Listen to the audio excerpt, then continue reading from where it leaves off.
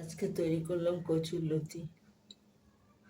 রসুন দিয়ে কালো জিরে ফোড়ন দিলাম, রসুন দিলাম, লঙ্কা হলুদ দিয়ে লতিটা সেদ্ধ করে নিয়েছি। তারপরে জল দেই না, শুধু দিয়ে মশলাটা কষিয়ে লতিটা একটু ভাপিয়ে নিই, তো তারপরে একটু ঢাকা দিয়ে দিই, ব্যাস গলে যায়।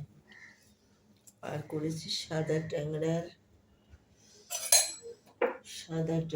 এটা এটা এই যে সব ট্যাংরাটা সাদা, বা কেউ বলে আট ট্যাংরা, কেউ বলে সাদা ট্যাংরা। এই যে তারপরে সর্ষে বাটা, আলু দিয়েছি, আলুটা ভেতরে চাপা পড়ে গেছে।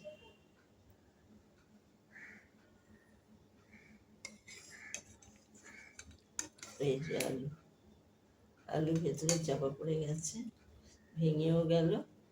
আরে করলাম সর্ষে বাটা, যে কালো জিরে ফোড়ন দিলাম, মাছটা নুন হলুদ লঙ্কা দিয়ে ভেজে নিয়েছি,